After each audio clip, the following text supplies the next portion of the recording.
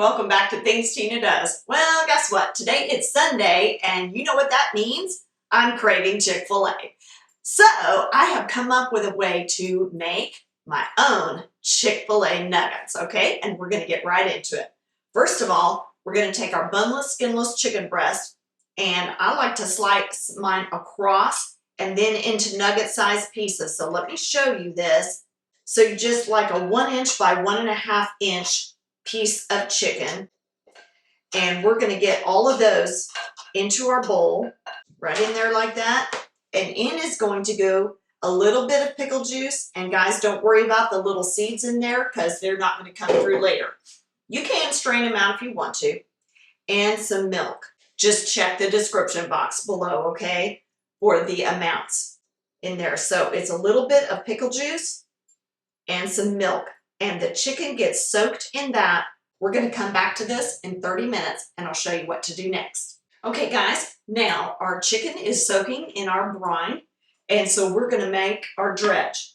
Okay, guys, into a container with a tight-fitting lid, put your 1/2 cup flour, paprika, black pepper, and salt. Whisk that to combine with your little whiskey, and that is ready to dredge the chicken. Okay, guys, our chicken has been brining for 30 minutes. We've got our oil on over here, and you can see I'm using a small skillet.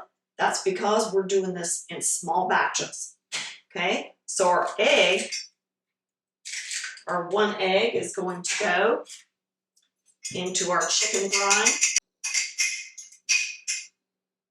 And we're just gonna mix that through, just like that. Okay, now as soon as you've got your beaten egg mixed into that brine mixture, you're ready to start. Okay, so that's going over there. Our oil is almost ready. Use my little tongs. Now this part is really important, guys. With your dredge right here, make sure you drain each piece of that chicken really, really well. I like to go ahead and start getting that flour mixture on each piece of chicken before I add the next one. That way they don't clump together. Okay, now, and even if you feel like that flour is going to come out on you a little bit, just go ahead and pop that lid on, just like that. Less mess, man. That's what I like. Less mess. Another thing. So we've drained our chicken really, really well before putting them in the pieces in the dredge, right? Now, when they come out of the dredge, we want to make sure all that excess flour is off. Okay? Okay. Our oil is ready. So I'm going to continue to place. I'm going to do about 4 at a time in here, guys. And we're just going to fry these guys until they're golden brown. The ones that the oil is not coming completely over the top of, no worries. I'm just going to give those a little turn.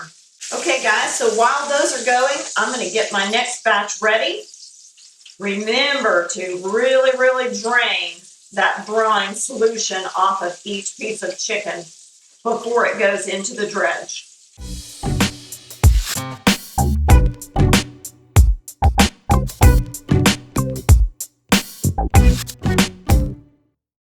Ha-ha! Guys, my chicken nuggets are done and my waffle fries are ready. You know you have one of these in your house too, right? A bowl of sauce. Nothing but sauce. To-go sauces. Ha! So, grab your favorite one. Mine is the Chick-fil-A sauce. Well, it depends on the mood, but most of the time, it's the Chick-fil-A sauce. Grab the best looking chicken nugget that you have made for yourself off of your plate. And go to it. Oh my word, you guys. That is so good.